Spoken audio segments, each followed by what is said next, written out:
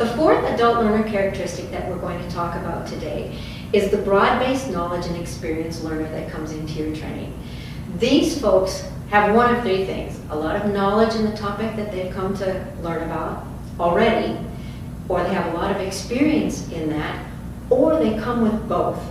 I see this as a trainer as an advantage. I see this person as someone who sort of can help me in the training. I have a lot to share, but sometimes it's nice for the rest of the group to hear another voice besides yours, and these folks can offer that. And I see that as assisting me in what I have to do. And when we talk about that screen, we've got the broad-based knowledge screen, that allows that person to take their screen, either move it aside or put it down because they feel valued.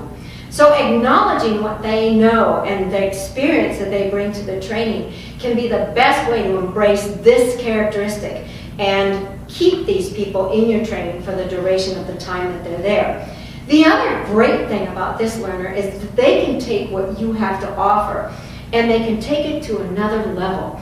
They hear it differently, they see it differently, and they can apply it differently because they have some experience behind them in terms of what you're offering. And so that's an advantage for them as well as an advantage for you. And when they get back home, they're going to apply it a little bit differently than the person that's hearing it for the very first time. They can sometimes be set in their way, and that's a caution that you have to have with this screen.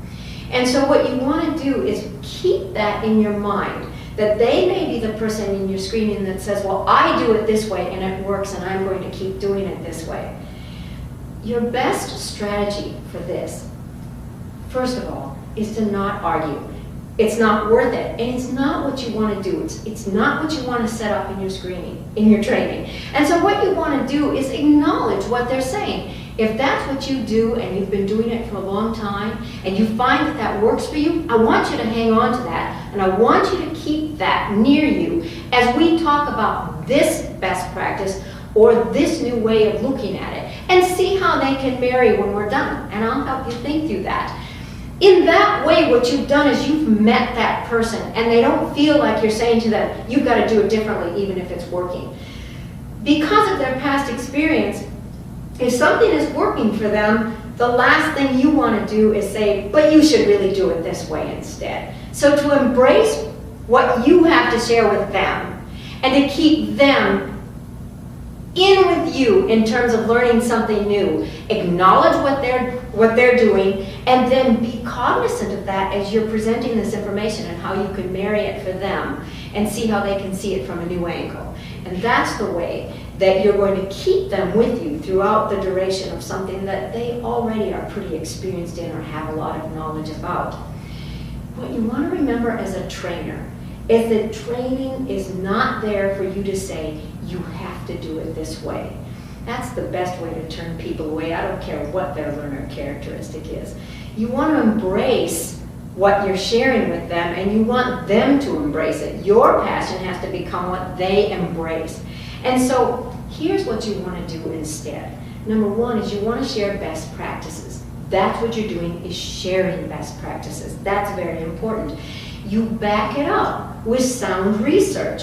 Again, the broad-based knowledge and experience person is going to respect that. It validates you as the trainer, and it will keep them with you. And then finally, you give them a rationale. Why are we doing what we're doing? Why is that considered a best practice? Certainly your research is going to help you do that, along with practical application information that you can give them and rationales that you can give them.